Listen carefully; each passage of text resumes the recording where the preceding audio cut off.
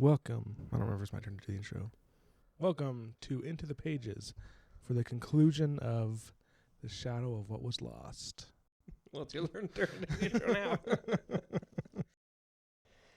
Well, I suppose this doesn't come as a surprise, but I was sorely disappointed with the ending of this book. Yep. The climax followed the pattern throughout the book where there wasn't really any tension. I didn't feel any tension. I didn't feel any page-turning excitement, which I usually do during a good climax. And James gave his characters just like here you saved. Yep. The end. Mm-hmm. Right? Like everyone's about to die pretty much. And he's like, here's, you're saved. Okay, bye. Next book. Yeah. That's kind of how it felt. It kind of felt like he's like, oh man, I got my characters into this crappy position. How the heck do I save them? Oh, I know. Here's something. It's perfect. I kept thinking of the final battle, not the complete final battle, but the battle for Gondor in Lord of the Rings, and how it was just like this intense thing. Like the steward lost hope, and he was like, "Flee for your lives, abandon your post." And then Gandalf had to rally everyone, and then he rallies everyone, and then he even like has a speech when they break through the gates, like, "You are warriors of Gondor. You do not fear." And he like give this really good speech, and like you're like, "Yeah, kill them." And then they still fight, and they get pushed back, obviously. But then the Riders of Rohan come, and they smash into the guys, and it's, oh, yes, yeah. I still think I think a lot of people agree with me that that's like one of the best cinematic moments in the entire of history. When still to this day, when we watch Lord of the Rings, and the Witch King has his sword, and then you hear the horns of Gondor, chills. Literal. Every time. And then you see him in the speech that Theoden gives in the charge. It's just pure excitement and thrill. That literally has to be what like all final battles are based off of, because it's just like, it's so good. Unfortunately, I felt none of that for this. Not even a little. I didn't even feel it a little bit. First of all, there was definitely no rousing speeches, and it was just, I guess we're skipping way ahead, but well. But like when the blind attacks, they just trounce everyone. The 1,000 soldiers they have just are like, they don't even send that many. yeah. Because remember, there's like a canyon, so they send like 200 or 300. And it's like no contest. Apparently, they have like superhuman abilities. They like jump up the walls. They scale the walls. These are like stinking impressive walls. They're like, I might be getting the measurements wrong, but they're like 50 feet tall. And they're made by the builders, whoever they were. And so they're like really formidable. And at the top, they're like spiky. Like, so if you put a ladder there and you try to put your hand on there, it'll like cut your hand off. But that doesn't do anything because the blind just scales it and jumps over. And there's something about when it's just literally hopeless. There's just, he created an enemy that cannot be beat. Yeah. And one of the things that I'm really not looking forward to, if I even decide to continue this series, but like at the end of this book, they talk about like, oh, Caden says there's something worse. Like the next thing that's going to be coming is going to be worse than the blind. It's like, okay. And I was like, the regular people could not even hold their own against the blind. Not even a little bit. Because they were completely immune to any of essence that even touched them. Any con that touched them just had no effect. But indirect stuff, I guess, had some kind of effect. But even then, they were saying like was hardly even doing anything. Like, so it's like rocks with a gift. So that like already, in my mind, sets me up to think like, okay, whatever comes in book 2 and book 3, there's going to be another unicorn, multiple magical unicorns that come out of nowhere and be like, oh, this massive, this like impossible, literally crazy impossible enemy. Oh, he's gone. Yeah, and it's already saving it up. It's already building it up for that because Caden, I think we talked about this last episode. He's Tal Kamar, which was the character in the beginning, and apparently he's on this secret quest that he hid from even himself. That is of the utmost importance that he succeeds. And the first leg of his journey is he gets this magic sword, and the way he gets it was totally the most ridiculous thing I've ever seen in my life. Apparently, he's been trying for hundreds and hundreds of years to get this sword. It was 500 years, I think is what he said. Yeah, 500 years to try to get this sword. And there's some sort of guardian that apparently makes it so Tal Kamar can't get it. Caden can't get it, but then Tal Kamar does something that he forgets his life. And then because of that, he's able to get it. And I'm like, doesn't really make sense. Okay. I that was one of those parts I for sure was like, But then we're like, oh, Trying but to you have figure it to out. you have to bring it back in a year and a day.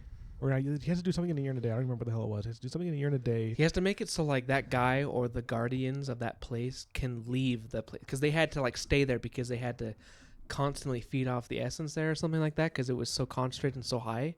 So they can't live anywhere else. So he has a year and a day to figure out how to let them leave. Oh, Or that's right. And or the sword they, goes to them and they get to use it and he loses it forever. And apparently that's really bad. He doesn't know why, but he has a feeling.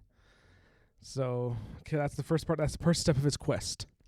But before we get to what he does with that sword, which you probably already know because we've been hinting at it, but I won't tell exactly what. We skipped a lot, actually. I don't even give a what. Right. Because I mean, the build up to this moment is what?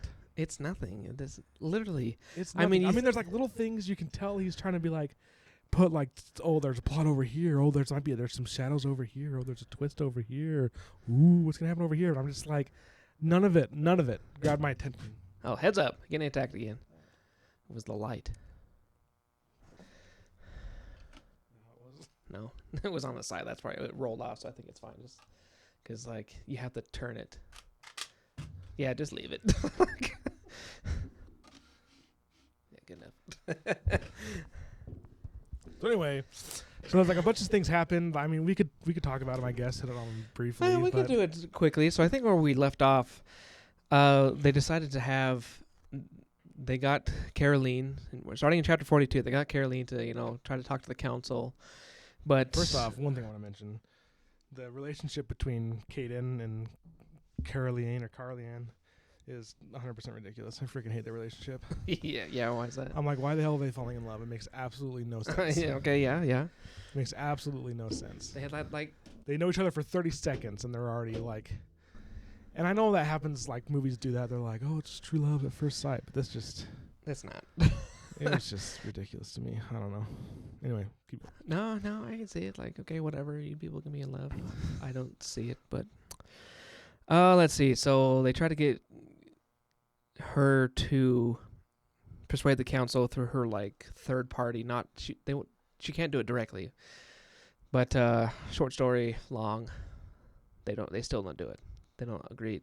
It's like they don't even give him a chance. It seems like to restore his memories before suddenly Tyrus is like, let's just go get the.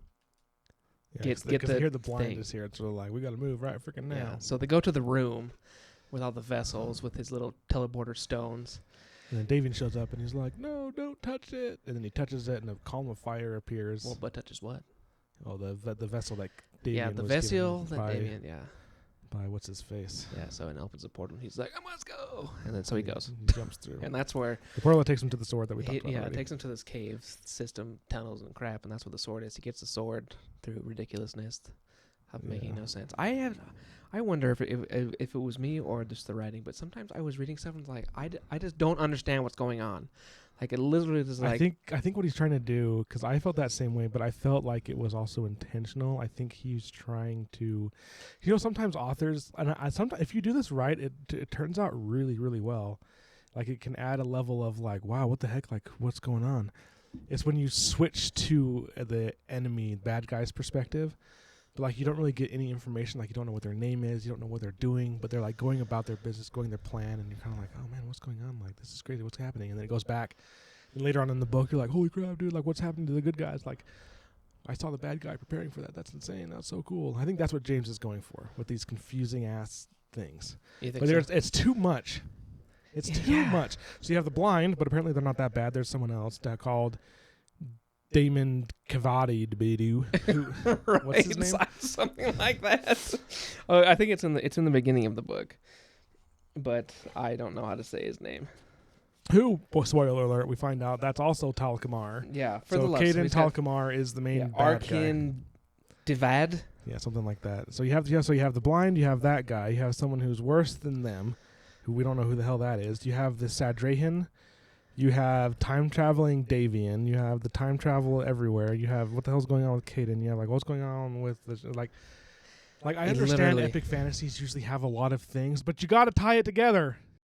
And it's got to make sense. You can't just let the last second be like, Seriously. Which is what it felt like. Which is what this last battle felt like. You know, everyone kind of meets up It together in literally- the city. I legitimately feel like I started one book and ended on a completely different book. Yeah. It doesn't feel the same at all No, because to what it started. everything just feels unrelated. Everything feels random. Everything feels like whoa, what's this now? Oh yeah, one thing I forgot to mention: the other toll that Damien promised to go visit for. Oh, this is Seth or something. I don't even know. Apparently they're bad guys, but we don't know who they're bad guys because maybe this is prejudice and rivalry between schools. But he's gonna go help them. I'm like, okay. I'm really confused. It's not already There's just like this is. I think I have finally, because I've read a lot of epic fantasy books. I've read ones that I've liked. I've read ones that I've freaking loved. But this is the first one, I'm sorry to say, that I've read that I've hated. And that I would say if you're really into fantasy, you're really into books, and you just need something to read, try it, pick it up. If you're new into epic fantasy and you want to try to get into epic fantasy, do not read this book. Oh yeah, absolutely not. This is Okay, not this is a not- new this is- epic fantasy reading This is book. what people this is what people assume epic fantasy is and why they don't read it. If this was my first epic fantasy book, I would be like, I'm never reading an epic fantasy. That didn't make any sense at all. Definitely. But anyway, it kind of tries to tie together. All of our pals meet up in the final battle, and it just feels lazy. It feels unfulfilling, unsatisfying, because like Davian's been gone forever, and all of a sudden he's back, and they're like, "Oh, hey, what's up, man? We gotta fight these bitches." And then he's like, has all these powers. He's like, and he's acting all so sage and so like knowledgeable. I'm like, dude, you trained for 2 weeks. Or like a month, whatever the hell it was. I like, got that feeling kept being too. like, the way he was talking, I was just like, I do not like Davian. No. I don't know if it's just the writing or the character, but just the way he was acting. Like he was like acting like he was some master of con, and I'm like, And he's first, he kind like he. It almost feels like he made Davian a master without in like name only. yeah, Like he does seem to pull out of his butt all these things he can do with Khan, but he just I feel like I'm listening to a 12-year-old trying to talk to a 50-year-old when that 50-year-old is the actual master, and Davian is like, "Oh yeah, I know." Yeah. Like, but then the author lets Davian do things that only a master could do. Like he broke through his teacher's mental defenses and did all these things. And so what's it's his like, name?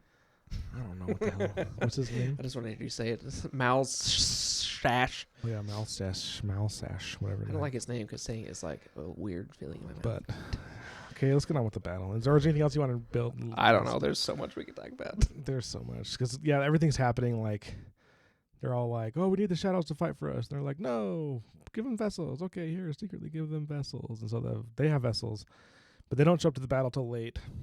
But yeah, the battle's going terribly. They have apparently the defenses seem pretty legit. Like I can see why they were had so much faith in the shields, as they're called, because there's 3 of them in this canyon. I thought that was kind of cool how they called it a shield. I was like, oh, It seems like a really cool setup, but again, the blind are just like, okay, yeah. like, That almost feels like the opposite of what we've kind of mentioned. Like we talked about how, like, if you're going to have things happen to your characters, that's fine, but they have to have consequences. If there's not consequences, it's completely mute. Or moot. Not mute. It is mute, but it's also moot. But it also kind of feels like this. Like, why bother giving, like, oh, they've got all these amazing... like, I don't know. Because it just bugged me. It was a failed attempt to instill how powerful and fearsome these enemies are. It's like they have these amazing defenses, but they're useless. They have these amazing powers that the Night Warden dies, and then I'm skipping ahead. The Night Warden dies, and what's his name? Whatever the hell his name rearranges the contract, but their gift still does nothing, and they're so powerful, and they're pushed back from shield to from the first shield, and then the shadows join, and they're shooting vessels, and the vessels seem to be having some sort of effect. Not really though, because they do this massive explosion, and you look down, and there's like nothing. There's no dead bodies. There's no blind soldiers dead there. So they start a fire. They're like, we can just keep shooting shit into the fire, and then they won't be able to cross the fire. And I'm like, hey, if you say so. But then they're pushed back again, And it doesn't really explain how they get from the shields to the city, because it seems like there's quite a march to the city, but they're back to the city all of a sudden. I'm just going fast. But yeah, so this battle, it was just totally, like, when they're at the shields, just... It was one. It goes back to, I think this just wasn't written well enough to communicate to us like how intense this moment was. It didn't feel intense at all. That's the whole thing. All the characters were having super casual conversations. Like they weren't like urgent. And several times, I don't know if this is a typo. Maybe you need to get a better editor, James. I don't know. But like, I swear 50 times Wur was like, I'm at the last of my reserves. And then he does something crazy. Yeah. He's like, oh, I'm at the last of my reserves. And he does something crazy. And I'm like, I quit also saying felt that you have nothing left, and then actually have stuff. It also felt like one of those things to me where, Wur got left at the first shield, I thought, and then like Asha retreated, but then suddenly Wur was there, and you're like, oh, Wur's in the thick of it. Oh, nope, he's literally 2 feet over there next to Asha. Like, okay, and it totally didn't feel like it felt like that too, like where the blind was pushing everyone back. But then they might as have been like hanging out in Lazy Boys, having a conversation with a beer or something, you know. That's exactly what it felt like.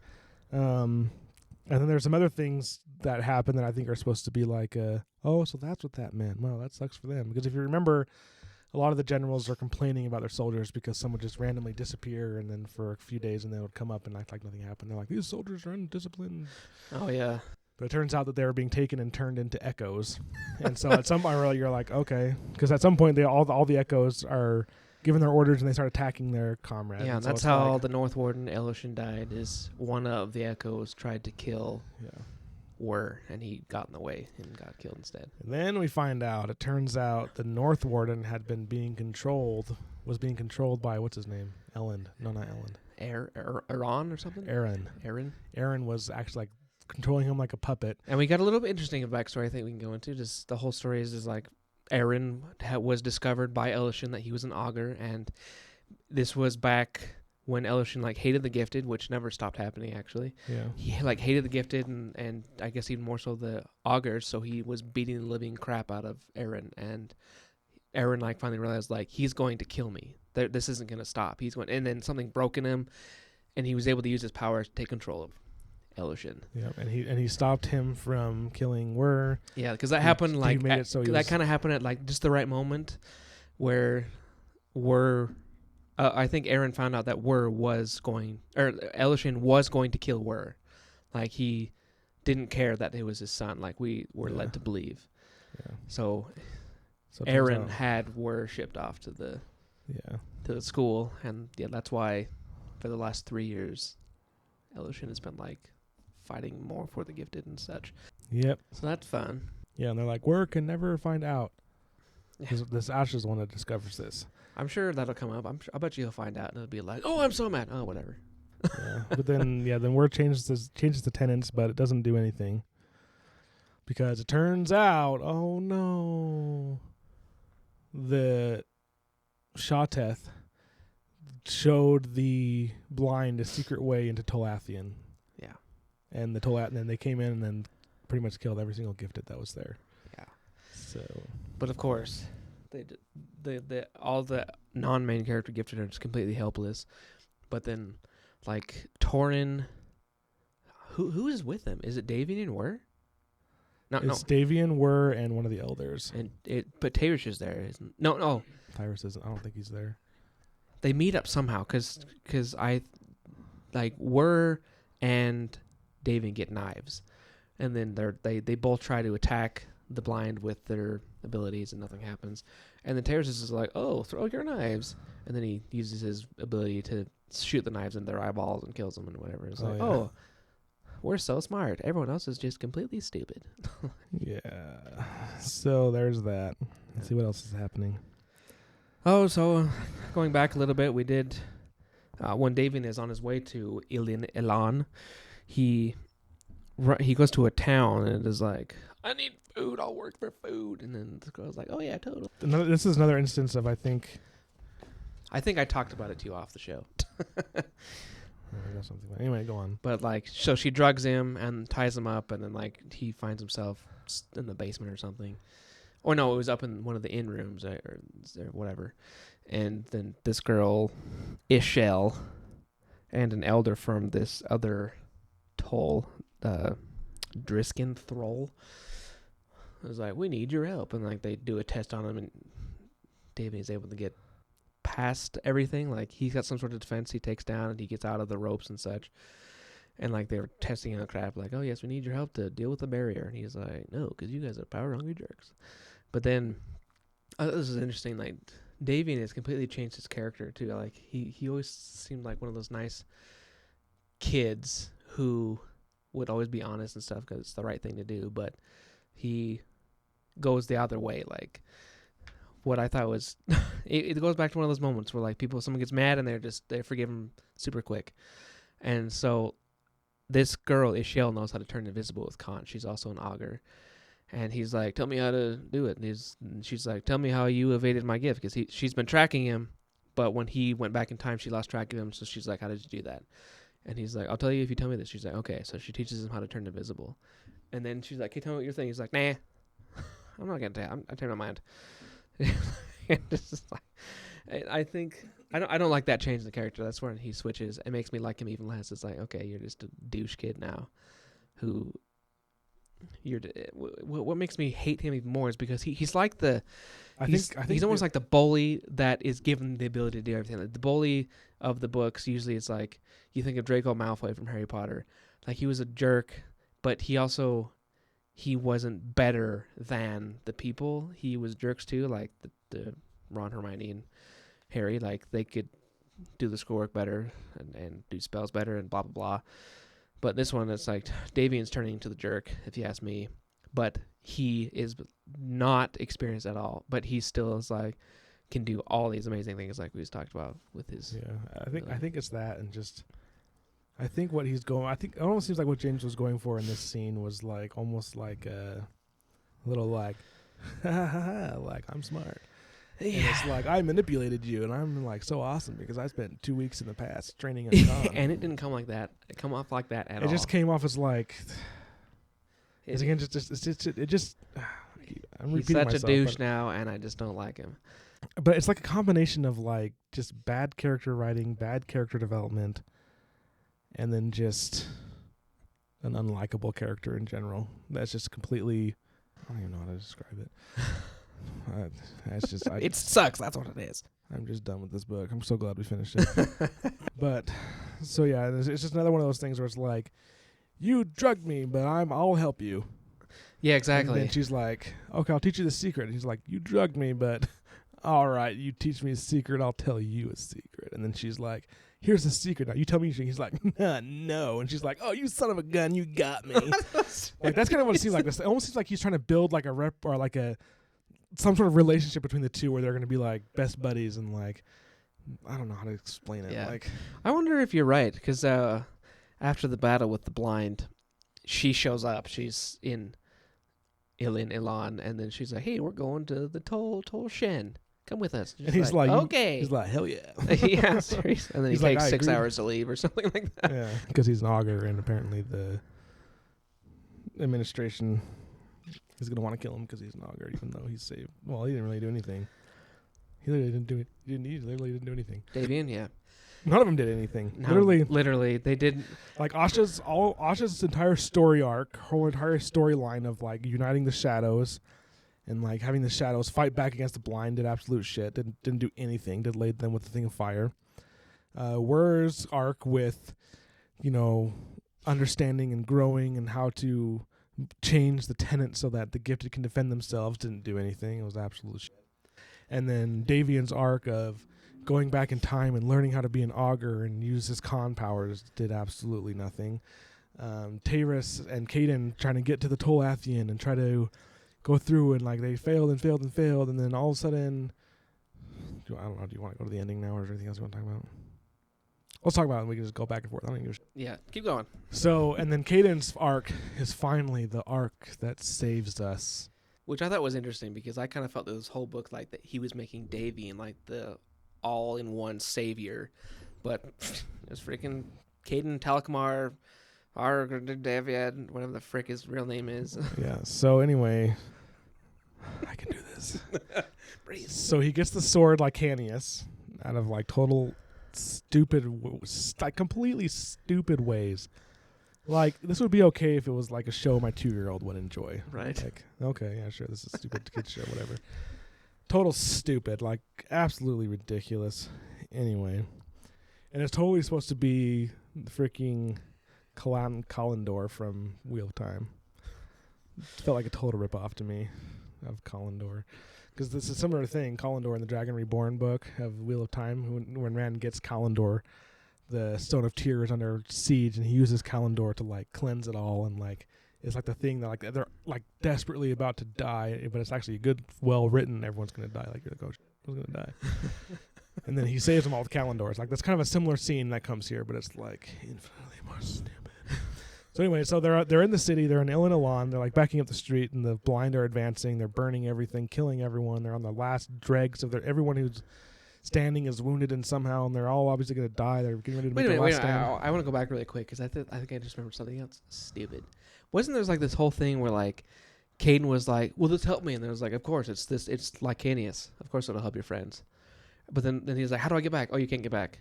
Here's a portal." That's okay. So the whole scene with Caden and whoever this guardian dude was with the sword was so confusing to me. I can't remember it. I have no idea what the heck happened. I don't understand the conversation at all, how he got the sword.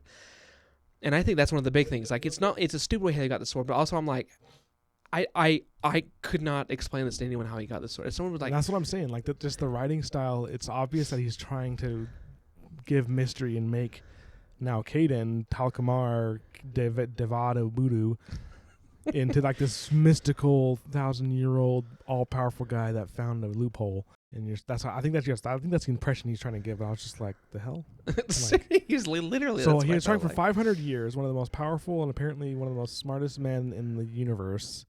He's been trying for 500 years, and the only thing he had to do was lose his memories. And then he's like, oh, here you go. Yeah, it doesn't make any sense to me.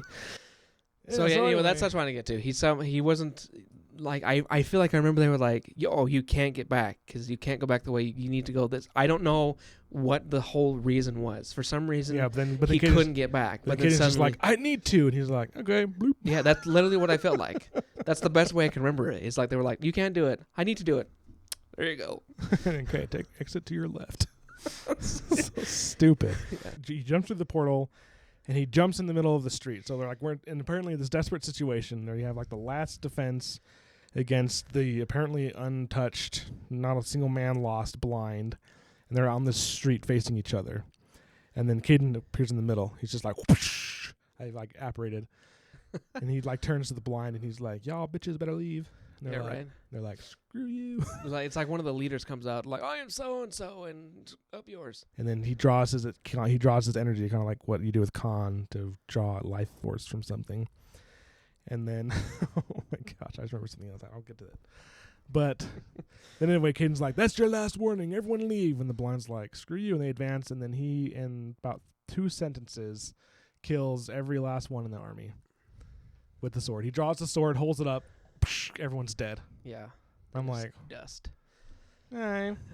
And then Davian's like, this guy's too strong. And so he starts to try to take his essence, but then he's like, it's the essence as wide as the flippin' ocean. And like, Davian can't handle it. And then Caden takes it back, and Davian's like, holy crap. So I'm like, okay, what the hell? Yes. I don't even know what to make of that. Davian is such an idiot. Literally. And his character is so poorly done. I am like so let down because like when it first started, I was like, oh, this seems like a really awesome book. And I'm just like, to go from like, this seems like a cool book. If you look at the first episodes, I was really like, this is an awesome book. Like, and then slowly starting to not like it. Now I'm just like, I freaking hate this book. And I swear, like Davian's at the center of it. I freaking hate this guy. It's like this dude like saves you from like certain death, and then you try to like kill him. Freaking idiot. And there's like nothing. He's like, oh, I'll take you. And then he's become so like narcissistic, in my opinion. Like he thinks he knows better. And what is he? I can't remember. We talked about this. He's like 14, 15, 16, something like that. I thought he was like 17 or 18. I don't remember. We talked about it and we like discovered he's young. He's well below the years where he should be like, I'm wise enough. I know better. and I know that I need to take this guy's power away because he's too. He knows nothing. He's not anywhere near experienced. He just and he.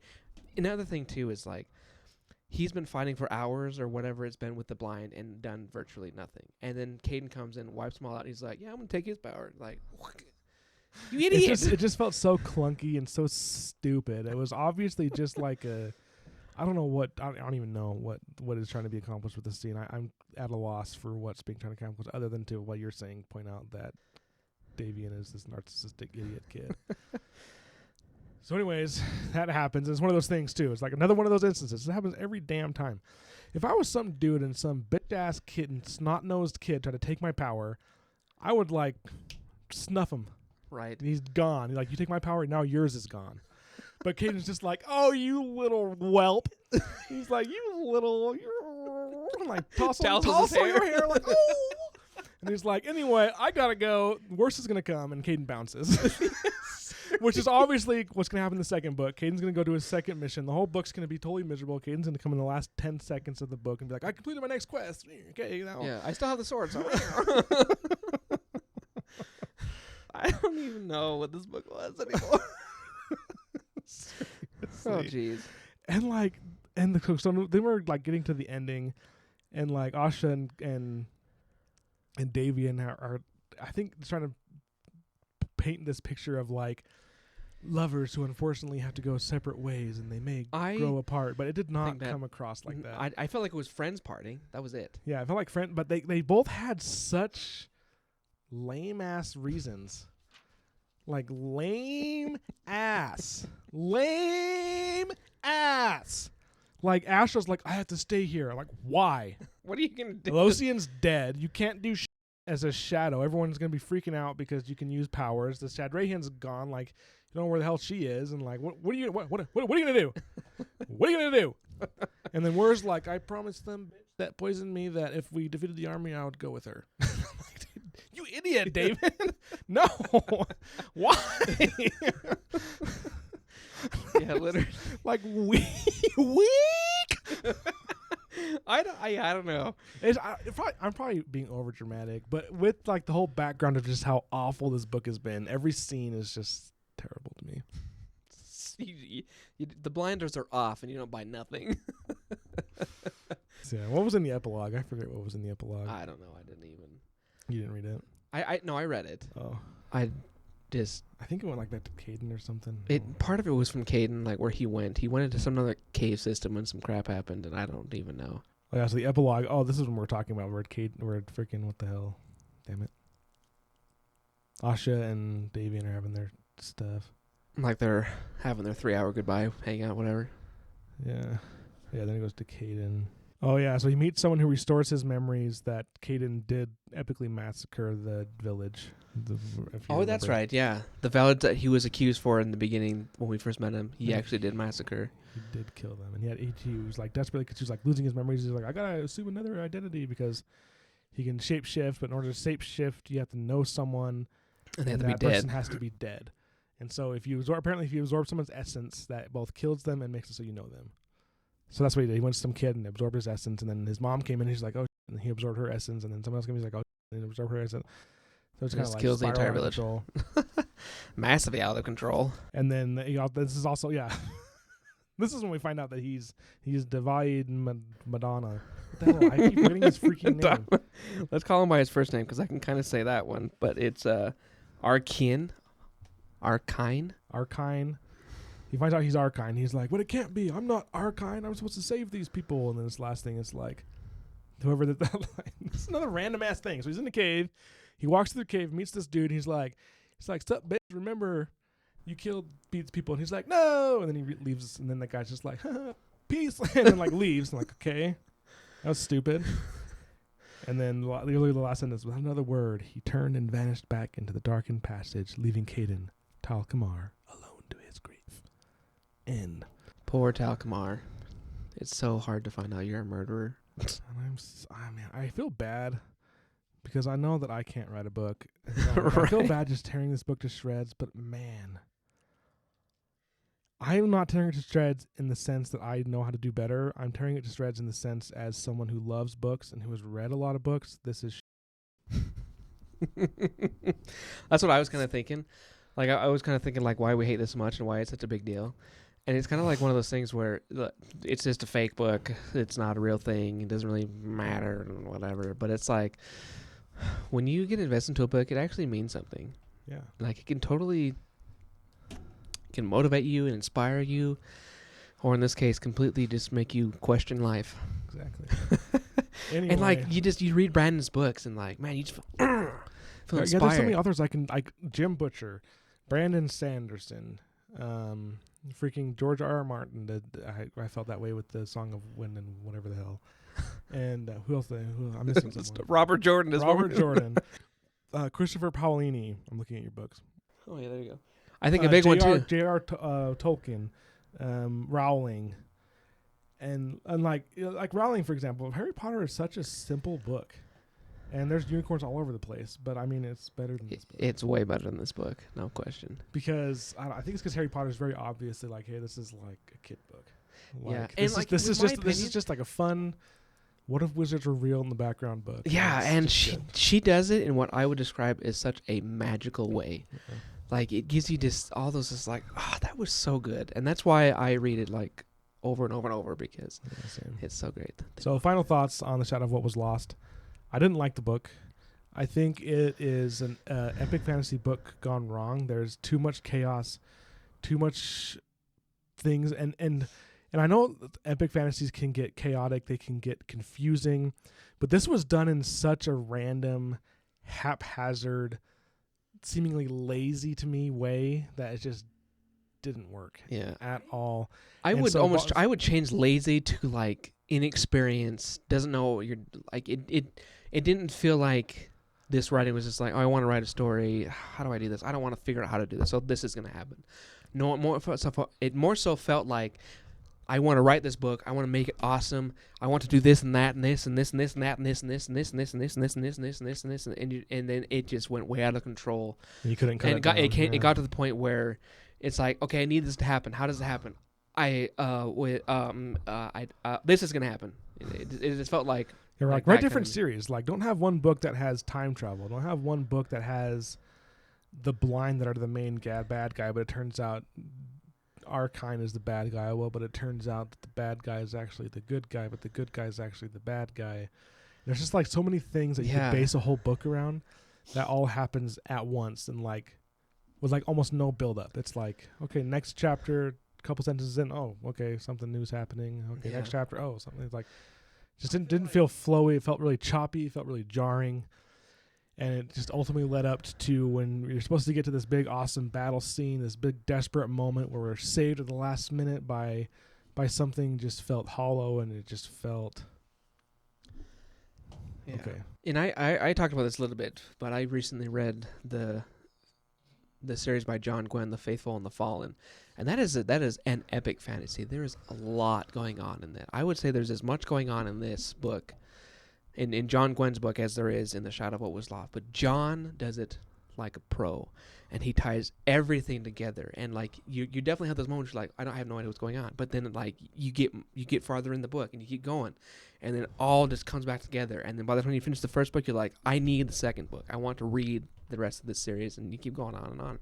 And it ties again at like I felt satisfied and motivated to read more of John Gwynne's books. Nice. But James. So final thoughts.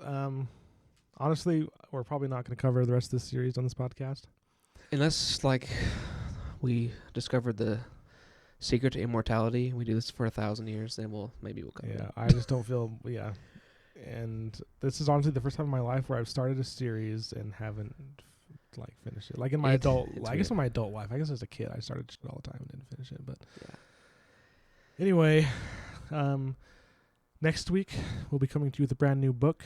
Super excited. Yes, this one will hopefully. Well, I already know. I've already started the book, and it is freaking amazing. And I think it's even more amazing coming off of this. But we're reading Jim Butcher's new series. The first book of which is called The Aeronaut's Windlass. We're going to be transported to some mysterious world of spires and airships and captains and pirates and talking cats. Whoa, this is a spoiler for me. So be sure to join us next week for a thrilling adventure as we go into the pages with Jim Butcher. That's right. He's going to be here. We hope. No, not really. That would be super intimidating. Like, so Jim, sign all my... Yeah, right. Tell us your side of the story. Did you guys read this series? Did you like it? Do you think we're ridiculously anal or have no idea what we're talking about? We hope to see you next week. Okay, bye. Have a good one, y'all.